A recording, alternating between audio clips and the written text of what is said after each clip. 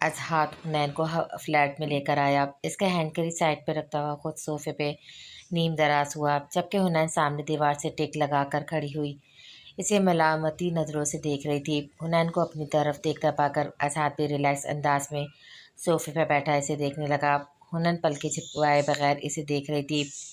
हुनैन के देखने के अंदाज पर अजहात ने अंदाज़ा लगाया कि वो इससे खफा है। वो इसे खफा खफा सी बहुत क्यूट लगी। अब हुनैन के मुसलसल देखने पर अजहात को हंसी आने लगी। कब तक दरवाजे पे खड़ी मुझे यूँ घूरती रहोगी? ये काम तो मेरे करीब बैठ के भी कर सकती हो। यहाँ आओ। वो अपनी मुस्कुराहट छुपाता हुआ हुनैन को अपने पास सोफे पे बैठने का इशारा करने लगा। तुम आप ही के साथ ज़रा भी इज़्ज़त से पेश नहीं आ सकते आज़ाद। इनसे तुम्हारा दोहरा रिश्ता है। वो तुम्हारी वाइफ़ की सिस्टर होने के साथ-साथ तुम्हारी मदर भी है। बेशक स्टेप मदर ही सही, पर तुम्हें इन्हें रिस्पेक्ट देना चाहिए। हुनैन अपनी बात ख़त्म करके सोफे पे इसके बराबर में आकर बैठी तो अज़हात ने गर्दन मोड़कर इसे संजीदगी से देखा। तुम्हारी बहन मुझे बहनोई होने के नाते कितनी रिस्पेक्ट देती है, ये तुम्हें नज़र नहीं आता? और आइंदा में अपनी बहन को मेरी मदर कहने की ज़रूरत नहीं है। वो सिर्फ़ और सिर्फ़ मेरी डैड की सेकंड वाइफ़ है। मेरा ऐसा कोई ताल्लुक़ नहीं। रही इज़्ज़त से पेश आने की बात, तो डार्लिंग मैं तुम्हारा ख़्याल करके इसका लिहाज़ ही कर जाता हूँ, वरना यकीन जानो वो इस काबिल नहीं कि इससे इज़्ज़त से पेश आया जाए। आज़ाद ने जितने नॉर्मल अंदाज में हुनैन से कहा, इसे आज़ाद की बात सुनकर आँख ही लग गई।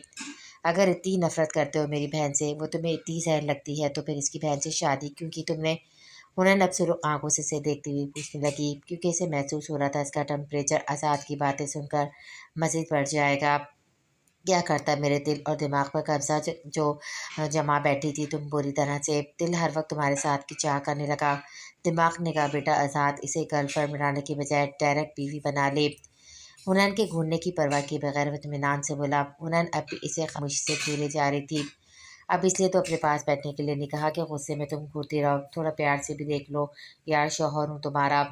हुनैन के घूरने पर अब की बार आज़ाद अपने लहजे में शौक़ी समाता हुआ बोला। जिस वक्त भी हुनैन को कोई फ़र्क नहीं पड़ा, वो अब भी आज़ाद को घूर रही थी।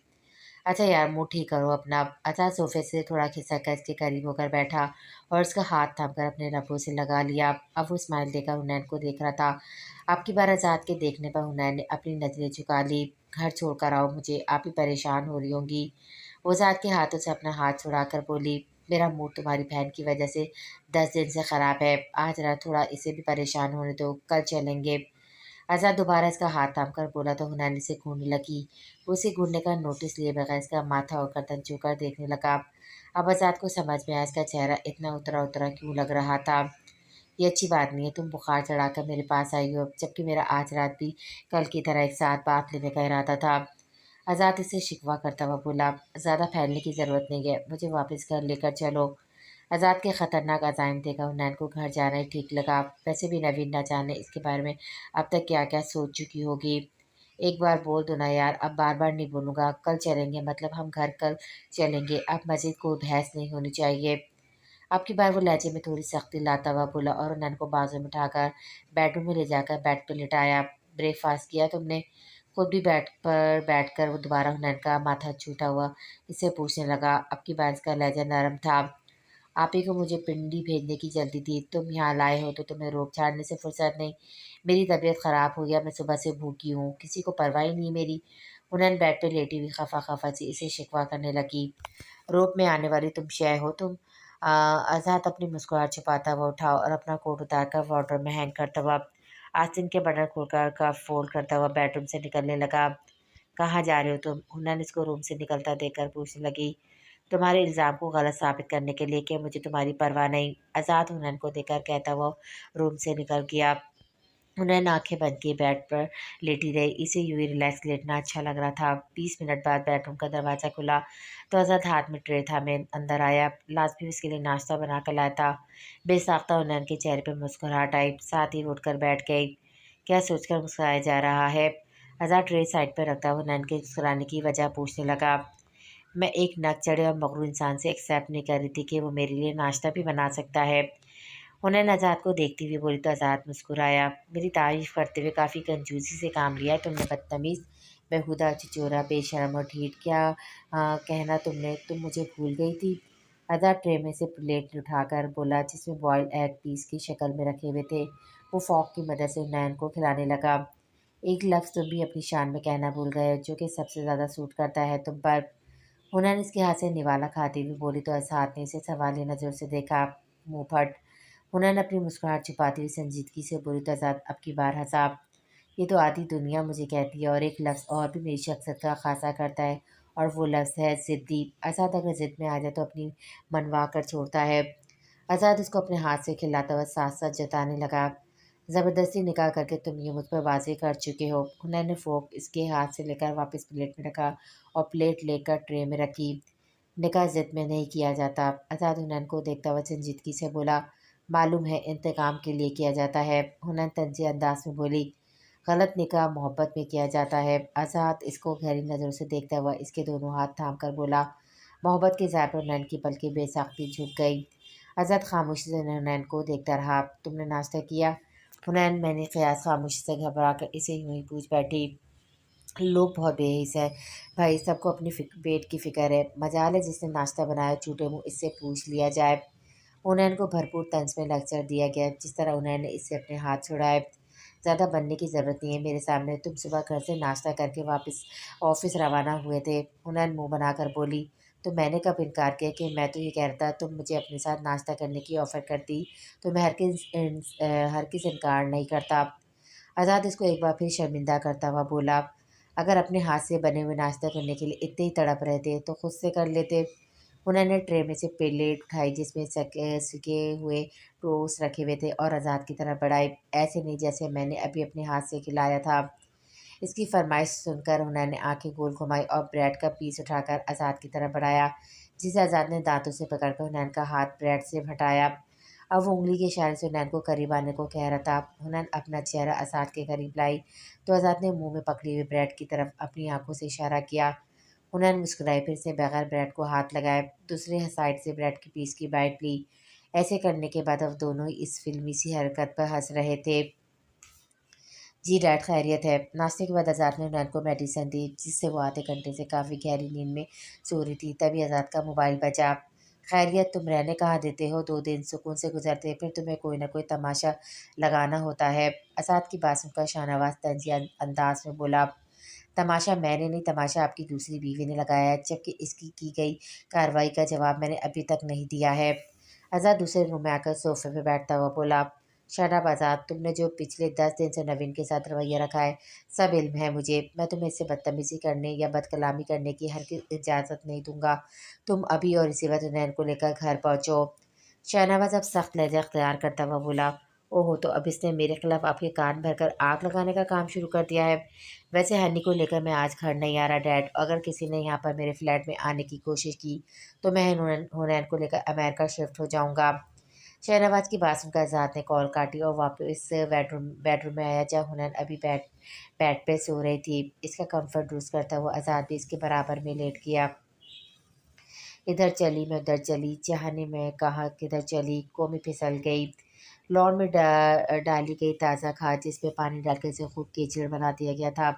कोमल गाने के स्टेट के मुताबिक वैसे ऐड करती हुई नंगे पाँव खाद में इधर से उधर घुमा रही थी और फिसलने वाले जुमले पर जब वो झूठ में फिसलने की एक्टिंग करने लगती तो सच में ही फिसलने लगी। मगर बर वक्त अब्बास ने इसे आकर थाम लिया। मेरी आंखें तरस गई हैं कौमी बीबी को कोई अच्छा ढंग का काम करते देखने के लिए। अब्बास का हाथ पकड़कर कैचे से निकालता हुआ हसरत से बोला, कौमी बीबी को बहुत अच्छे काम आते हैं। वो एक तितली बनकर उड़ सकती है और मनकी की तरह उछल उछल कर डांस कर सकती है। खाना खाने में तुमसे रेस लगा सकती है और तुम्हारी इन मूँछों को भी उड़ा सकती है। कोमल ने अब्बास के साथ किसी का रुख करते हुए अपने सारे कारनामे बताए, मगर आखिरी वाली बात पर अब्बास ने बुरा मानते हुए कहा, देखा तुम क्या हर वक्त मेरी मूँछों के पीछे पड़ी रहती हो आंटी। अपनी इन मूँछों का मजाक मुझे ज़रा पसंद नहीं। अब्बास कोमल को घूरता हुआ कहने लगा, देखो अब तुम आंटी कहकर फाइट कर रहे हो कौमी बीबी से। कोमल की बात पर अब्बास ने इसके सामने हाथ जोड़े, ओके छोटी बीबी, मुझे माफ़ करो और शराफत से अपने घर जाओ। तुम्हारे गंदे पाँव से यह फर्श सारा ख़राब हो गया है। अब्बास बगैर किसी मुरवत के कोमल से बोला, अगर ऐसी बात है तो तुम कोमल बीबी को गोद में उठाकर या फिर अपने शोल्डर पर बिठाकर अंदर ले जा सकते हो। फर्श ख़राब नहीं होगा, वैसे भी कोमी छोटा सा बेबी है। कोमल इसे एक नया आइडिया देती हुई बोली जिस अब्बास को हंसी आई। ऐसा भी कोई छोटा बेबी नहीं है जो इसे गोद में उठा लिया जाए, खुद अपने पाँव से चलकर अंदर जाओ। अब्बास इन किसी के अंदर दाखिल होता हुआ बोला। कोमल इसके पीछे साफ सुथरे फर्श पर अपने पाँव बनाती हुई अंदर आ गई। जाओ वॉशरूम के अंदर जाकर अच्छी तरह अपने पाँव वॉश कर कर आओ। मैं कार्टून की सीरीज लाया फिर कार्टून देखते हैं। अब्बास इसे वॉशरूम की तरफ इशारा करता हुआ बोला तो वो रूहान सी होकर इसे देखने लगी। कोमी बीबी को तो पाँव वॉश करने नहीं आते, वो तो अक्सर आंटी करवाती है ना। कोमल अब्बास को देखते हुए मासूमियत से बताने लगी। ठीक है फिर मैं को में कौसर को बुलाकर लाता हूँ। अब्बास रूम से जाने लगा। कौसर आंटी तो छुट्टी लेकर चली गई है अपने घर। कोमल की बात पर अब्बास ने मुड़कर इसे देखा। तुम कर दो ना कोमी बीबी के पाँव से वॉश। तुम तो अच्छे वाले फ्रेंड हो ना कोमी बीबी के। अपने गंदे पाँव देकर अपने अमल को अब भी अमल को उलझन हो रही थी। तभी वह अब्बास को मक्खन लगाती हुई बोली। अब्बास ने उसे घूर कर देखा। चलो चलो आओ। वो नफ़ी में सर हिलाता वो वॉशरूम रूम के अंदर आ गया। कोमल अगर अब तुम ज़रा भी हिली तो तुम्हें उठाकर मैं इस पानी से भरे टब में फेंक दूंगा। सीधी तरह खड़ी रहो। अब्बास की धमकी सुनकर वह एकदम स्ट्रेट खड़ी हो गई। वैसे अगर तुम कोमी को पानी में फेंकोगे तो कोमी भी फिश बनकर पानी में स्विमिंग भी कर सकती है। कोमल इसकी मालूमात में इजाफा करने लगी। कोमी सारे ऊट पटांग काम कर सकती है। मजाल है जो कोई काम ढंग का कर ले। अच्छी तरह पाँव पर सौंप मलने के बाद वो हैंड शावर से पानी का प्रेशर इसके पाँव पर डालता हुआ बोला। चलो आराम से जाकर सोफे में बैठो, मैं आता हूँ थोड़ी देर में। अब्बास कोमल को बोलता हुए अपने हैंड वॉश करने लगा। कोमल सादत मंदी से सर हिलाती हुई वॉशरूम से बाहर निकल गई। अब्बास रूम में आया तो कोमल सोफे में बैठी हुई रिमोट हाथ में पकड़े चैनल सर्च करने में मसरूफ थी। अब्बास इसको वही छोड़कर लिविंग रूम में आ गया ताकि कोमल के बने हुए पाँव के नक्श फरस से साफ कर सके। मॉप से सफाई करने के बाद जब अब्बास रूम में आया तो सामने स्क्रीन पर चलता हुआ सीन देखकर वो एकदम ठटक गया।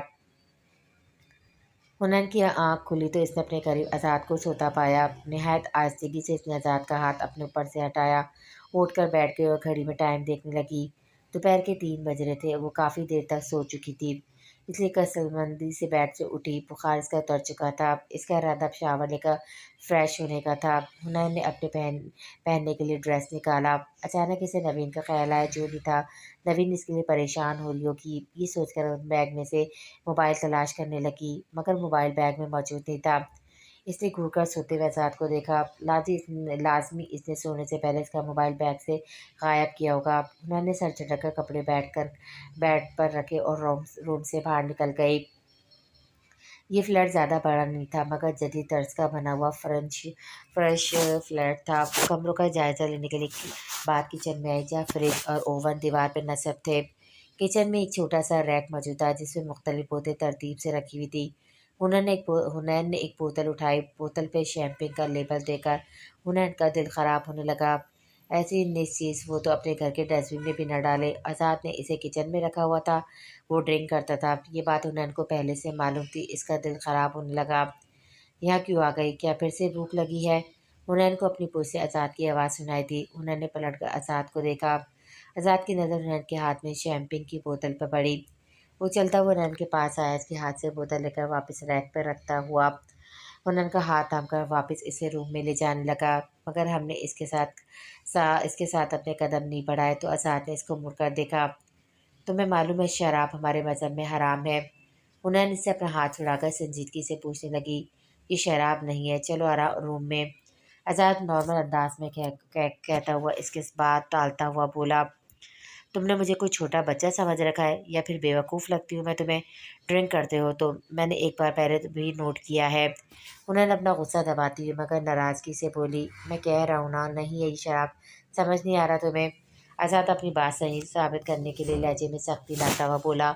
तो हुनैन इसे मलामत भरी नज़रों से देखने लगी, फिर इकरार में सर हिलाकर रैक से दोबारा बोतल निकाली। हनी, ये बोतल बंद करके वापस रखो और रूम में चलो। आज़ाद ने जो इसे बोतल का कैप खोलते देखा तो वो बहुत सीरियस होकर इससे बोला, मगर हुनैन ऐसी हो गई जैसे इसने ज़ात की बात सुनी ही ना हो। वो एक छोटे से साइज़ का गिलास निकालकर बोतल में मौजूद महलूल गिलास में उलटने लगी। हनी, मैं आखिरी बार कह रहा हूँ, ये गिलास और बोतल वापस रख दो। आज़ाद ने सख्त लहजे में कहने के साथ इसे घूर कर गुस्से में देखा। वाइन से भरा हुआ गिलास जब वो अपने मुंह तक ले जाने लगी तब आज़ाद ने जोर से गिलास पर हाथ मारा, जो सीधा दीवार पर जा लगा। एक दफ़ा की बात समझ में नहीं आती तुम्हें? क्या बकवास कर रहा हूँ मैं? आज़ाद अब गुस्से में चीखता हुआ हुनैन का बाजू पकड़कर इसे खींचता हुआ बेडरूम में लेकर आया और झटके से बेड पर बिठाया। जब तुम्हें मालूम है कि वो वाइन है तो क्यों मुँह लगा रही थी? टेम्परेचर हो रहा है पहले ही तुम्हें, 2 घूँट भी मुँह में जाते तो इतनी तबीयत ख़राब होती, सीधी दिमाग पर चढ़ जाती। अब आज़ाद इसके सर पे खड़े होकर इसको बातें सुना रहा था। यही तो मैं तुम्हें कह रही हूँ कि ये वाइन है, तुम ही इनकार कर रहे थे। वाइन एक हराम चीज़ है, इसको तुम कैसे मुँह लगा लेते हो आज़ाद? मैं भी कोई बहुत अच्छी मुसलमान नहीं हूँ, मगर एक मुसलमान होने के नाते हमें हलाल और हराम चीज़ में तमीज़ करनी चाहिए। ड्रिंक करना छोड़ दो आज़ाद, ये बहुत बुरी आदत है। उन्होंने आज़ाद को देखते हुए बहुत प्यार से बोलने लगी, कोई आदी-वादी नहीं हूँ मैं ड्रिंक करने का, ना ही कोई शौक़ है मुझे, सिर्फ़ हँसी की आदत को मैं और मुकर्रम इसका साथ देते हैं कभी-कभी और बस। आज़ाद बेड पर हुनैन के बराबर में बैठा हुआ नॉर्मल लहजे में बोलने लगा, कोई ज़रूरत नहीं है इनका साथ देने का। मुझे तो तुम्हारे दोस्त भी एक आँख निभाते। आज तुम मुझे एक बात सच-सच बताना, तुमने मुझे अपनी ज़िंदगी में शामिल किया है तो तुम्हारी ज़िंदगी में मैं तुम्हारे लिए कितनी वैल्यू रखती हूँ। हुनैन बेड से उठकर इसके सामने खड़ी होकर पूछने लगी। आज़ाद ने इसका हाथ पकड़कर अपनी गोद में बिठाया, इसी कमर के गिर्द अपने बाजू हायल किए। तुम्हें अब तक अपनी वैल्यू का खुद अंदाज़ा नहीं हुआ। गर्लफ्रेंड बनाने की बजाय बीवी बनाकर अपनी ज़िंदगी में शामिल किया है मैंने तुम्हें। आज़ाद अपना एक हाथ इसके गाल पर रखता हुआ बोला, ठीक है, जब तुम्हारी ज़िंदगी में मेरी इतनी वैल्यू है तो फिर मेरी बात की भी वैल्यू होनी चाहिए। तुम अब कभी भी ड्रिंक नहीं करोगे। वो बहुत प्यार से अपनी बात आज़ाद से मनवा रही थी। आज़ाद को इस पर ही प्यार आने लगा। वो स्माइल देता उसको लेकर बेड पे गिरने के अंदाज में लेटा। हुनैन के सारे बाल इसके चेहरे पर बिखर गए। आदतें से जान छुड़ाना मुश्किल होता है। मुझे वाक़ई ड्रिंक करने की आदत नहीं है। मैं कभी भी हाथ नहीं लगाऊँगा शराब को, पक्का। अब तुम बताओ तुम्हारी लाइफ़ में मेरी कितनी वैल्यू है? वो उसके बाल अपने चेहरे से हटाता हुआ उसके कानों के पीछे करके पूछने लगा, अगर मेरी लाइफ़ में तुम्हारी वैल्यू ना होती तो मैं आप ही को के भेजने पर आराम से पिंडी चली जाती। क्यों अपनी आप ही से गद्दारी नहीं करती तुम्हें इन्फॉर्म करके। समझो मैंने तुम्हें तुम्हारी वैल्यू का बताया, मगर मज़ीद कोई तुम्हारी उल्टी-सीधी बात मानकर मैं कोई दूसरा सबूत नहीं देने वाली थी। हुनर नज़ात को कहती हुई उसके सीने पर से उठी और बेड से अपने कपड़े उठाकर वॉशरूम जाने लगी। सबूत कौन माँग रहा है? जो मुझे चाहिए होगा मैं बिना माँगे तुमसे ले सकता हूँ। आज़ाद बेड से उठकर हुनैन को पीछे से हग करता हुआ इसे ऊँचा उठाकर वापस बेड पर लाया। आज़ाद छोड़ो, मुझे वॉशरूम जाना था। हुनैन इसे अपना आप छुड़ाती हुई बोली, मगर वो इसे बेड पर लेटाकर इस पे झुक चुका था। आखिर क्यों जाना होता है तुम्हें इतना वॉशरूम? आज ये राज बता ही दो। वो चेहरे पे संजीदगी लाए बिल्कुल सीरियस होकर हुनैन से पूछ रहा था। फ़ुज़ूल बातें नहीं करो, बात लेना था मुझे। हुनैन इसे घूरती हुई बोली, फ़ुज़ूल की बातों में तो मैं अपना टाइम ज़ाया ही नहीं करना चाहता। अब बात तो 1 घंटे बाद ले लेना, मेरा नशा उतार कर। वो हुनैन के स्वेटर के बटन खोलकर इसका स्वेटर उतार चुका था। अब वो अपनी शर्ट उतार रहा था। हुनैन के पहने हुए टॉप का गला काफ़ी गहरा था और स्लीवलेस न होने के बराबर। वो झिझकती हुई गला ऊपर करने लगी। अज़ा तुम क्या करने लगे हो? हुनैन को अपनी खैरियत महसूस नहीं हुई। जभी वो घबराती हुई बोल उठी, तुम्हें बंद कली से खिलता हुआ गुलाब बनाने लगा हूँ। टॉप ऊपर करने का कोई फ़ायदा नहीं, मैं आज पूरी गहराई में उतर कर जायज़ा लूँगा। आज़ाद ने जितने नॉर्मल अंदाज में बोला था, इसकी बात सुनकर हुनैन के होश उड़ गए। अब वो शोल्डर से हुनैन की शर्ट नीचे कर चुका था। हुनैन की हवाइयाँ उड़ने लगी। जब इसने झुककर हुनैन की गर्दन अपने होंठ रखे तो हुनैन ने अपनी आंखें बंद कर ली। वो हुनैन के शोल्डर पर अपने हाथों से दबाव डालता हुआ अब इसकी कलाई अपने हाथों में जकड़ चुका था। दीवाना वारिस की गर्दन पर अपनी मोहब्बत की मेरे शपथ करता हुआ इसने मज़ीद फासला तय किया। आज़ाद प्लीज़। इसकी बढ़ती हुई ज़रूरत पर हुनैन इसके हाथ से आज़ाद करवाती हुई बेसाख्ता बोली। वो उसके सीने से अपना होंठ हटाता हुआ हुनैन को देखने लगा। अब क्या मसला हो गया तुम्हारे साथ? मैंने तुम्हें सुबह कहा था मैं ज़िद पर आ जाऊँ तो अपनी मनवा कर रहता हूँ। अब तुम मुझे मना करके या रोक के ज़िद हरगिज़ मत दिलाना। आज़ाद के लहजे में कहीं से भी शोखी या मज़ाक की रमक नहीं थी। वो बिल्कुल सीरियस था। हुनैन ने अपनी आँखें झुका ली। अब ये मत बोलना कि तुम मेंटली तैयार नहीं हो। हुनैन की आंखें झुकाने पर वो मजीद बोला, अभी हमारे बेडरूम एक नहीं है। जब तक हमारे बेडरूम एक नहीं हो जाते तब तक ये सब। हुनैन इसे देखकर दोबारा नज़रें झुकाती हुई आहिस्ता बोली तो आज़ाद इसे हैरत से देखने लगा। सिर्फ यही बात है या फिर कुछ और? आज़ाद अब इसका चेहरा ऊपर करके पूछने लगा, यही बात है, और क्या बात होगी? हुनैन को नवीन का भी ख़्याल, मगर वो बोली कुछ भी नहीं। तुम्हें क्या लगता है कल जब हम घर जाएँगे इसके बाद अलग-अलग बेडरूम में जाए रहेंगे? कल से तुम मेरे साथ मेरे बेडरूम में रहोगी। वो हुनैन को बोलता उसके होठों पर झुका और वह दीवानावार अपने सांसों की खुशबू इसकी सांसों में मुंतकिल करने लगा। आज़ाद के अंदाज में बहुत शिद्दत थी। हुनैन को अंदाज़ा हो गया अगर इसने इस बेलगाम घोड़े की लगामें खींचने की कोशिश करी तो वो इसके साथ बहुत सख्ती बरतेगा। अब वो आज़ाद की उंगलियों का लम्स अपने पेट पे महसूस कर रही थी। जान इसकी तब जब निकली जब इसकी कैपरी का बटन खुला। आज़ाद पीठ हटो पीछे। उन्होंने इसके पीछे हटाती हुई बोली, क्या मसला है यार हरी तुम्हारे साथ? आज़ाद बाकायदा आंखें दिखाता हुनैन को घूरने लगा। क्या तुम्हें कुछ सुनाई नहीं दिया? साफ महसूस हो रहा फ्लैट में कोई आया है। हुनैन को उसकी मदहोशी पे हैरत हुई। हुनैन की बात सुनकर आज़ाद के मूड पहले से भी ज़्यादा ख़राब हुआ था। तुम यहीं रुको। आज़ाद अपनी शर्ट पहनता हुआ हुनैन को बोलकर बेडरूम से बाहर निकला। अबे तो यहाँ पहले से मौजूद है। फंसी आज़ाद को देखता हुआ खुश होकर बोला, तुम दोनों यहाँ कैसे? आज़ाद फंसी और मुकर्रम को देखा पूछने लगा। इस वक्त दोनों इसे कितने मनहूस लग रहे थे वो चाह कर भी इन्हें नहीं बता सकता था। आज आज़ाद को अफसोस हुआ कि इसने अपनी फ्लैट की डुप्लीकेट चाबी इन दोनों गधों को क्यों दी। इस साले का आज पीने का प्रोग्राम बन गया तो मुझे भी घसीट लाया। हम तुझे भी कॉल करके बुलाने वाले थे। मुकर्रम आज़ाद को देखता हुआ बोला, ओके तुम दोनों बैठो मैं भी आता हूँ। आज़ाद इन दोनों को बोलता हुआ वापस बेडरूम में हुनैन के पास आया और बेडरूम का दरवाज़ा बंद किया। हुनैन दोबारा अपने स्वेटर में मौजूद थी, चूँकि वो बाहर होने वाली गुफ्तगू सुन चुकी थी, इसलिए आज़ाद को नाराज़ नज़रों से देख रही थी। अब तुम ऐसे मत देखो, मैंने थोड़ी ना बुलाया इन दोनों को। आज़ाद हुनैन की नज़रों को देखता हुआ कहने लगा, बुलाया नहीं है मगर इन्हें बता तो सकते थे कि तुम यहाँ पर अपनी वाइफ़ के साथ मौजूद हो। इस घटिया काम के लिए तुम ये फ्लैट यूज़ करते हो। हुनैन मलामत भरी नज़रों से इसे देखती हुई बोली, यार क्या अब मैं मुँह उठाकर कहूँगा कि मेरी बीवी साथ आई हुई है और हम इस वक्त कितना इम्पोर्टेंट काम कर रहे थे। तुम दोनों यहाँ से दफ़ा हो जाओ। अब ज़्यादा मुँह बनाने की ज़रूरत नहीं है मेरे आगे। सिर्फ ये बताने आया हूँ इस रूम में रहना 1 घंटे में फ़ारिग कर कर आता हूँ इन दोनों को। आज़ाद हुनैन को बोलता हुआ रूम से जाने लगा। 1 घंटे में? हुनैन की आवाज़ से पलट कर उसे देखने लगा। वो उसे घूर कर देख रही थी। आज़ाद मुस्कुराता हुआ वापस इसके पास आया। 20 मिनट में इन दोनों को फारिग करके तुम्हारे पास आता हूँ और फिर तुम्हारे घूरने का सही से इलाज करता हूँ। वो हुनैन को ज़ोर से गाल पे किस करता हुआ कमरे से बाहर निकल गया। आज़ाद जब ड्राइंग रूम में पहुंचा तो फसी और मुकर्रम सोफे पर बुर्जुमान थे। सामने टेबल पर वाइन की बोतल और गिलास पहले से मौजूद थी। क्या कोई और भी था तुम्हारे अलावा फ्लैट में? मुकर्रम ने आज़ाद को रूम में आता देखकर सवाल किया। हाँ, अन्नी के साथ आया था सुबह। आज़ाद सोफे पे बैठा हुआ बताने लगा, जिस पर वो दोनों आज़ाद को देखने लगे। क्या हो गया, ऐसे क्यों देख रहे हो तुम दोनों? अपनी बीवी के साथ आया हूँ, गर्लफ्रेंड के साथ नहीं। आज़ाद टेबल पर रखी मुकर्रम के सिगरेट के पैकेट से सिगरेट निकाल कर लाइटर से जलाता हुआ बोला, फिर तो ये वाला प्रोग्राम कैंसिल करते हैं, अच्छा नहीं लगेगा। मुकर्रम शराब की बोतल की तरफ इशारा करते हुए बोला, अबे अच्छा ना लगने की क्या बात है, भाभी कौन से यहाँ कमरे में मौजूद हैं?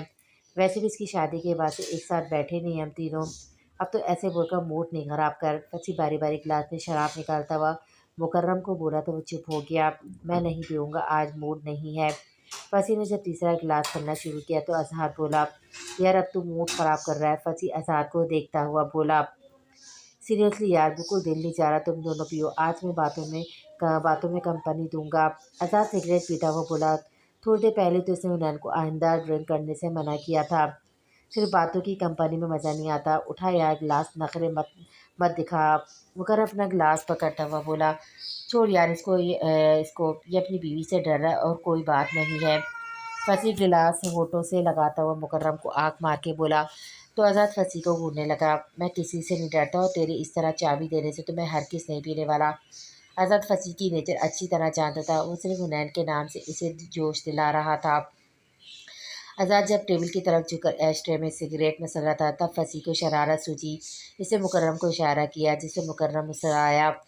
आज़ाद वापस सोफे से टेक लगाकर बैठा तो अचानक मुकर्रम सोफे से उठा, मजबूती से आज़ाद के दोनों हाथों को पकड़कर काबू में किया। ये क्या जलालत है मुकर्रम, छोड़ मेरे हाथ। आज़ाद को अंदाज़ा हो गया अब वो दोनों इसके साथ क्या करने वाले थे। इससे पहले वो अपने साथ हाथ मुकर्रम से छुड़वाता। फंसी आज़ाद का मुंह पकड़कर बोतल इसके मुंह में उंडेलने लगा। बस तेरे सारे भरम और नखरे निकालने का एक यही तरीका है। फंसी इसके मुंह में शराब उंडेलता हुआ बोला। जब आधी बोतल हो गई और आज़ाद का चेहरा सुर्ख होने लगा, इसे ज़ोर का फंदा लगा, तब फंसी ने इसके मुंह से बोतल निकाली और मुकर्रम ने इसके हाथ छोड़े।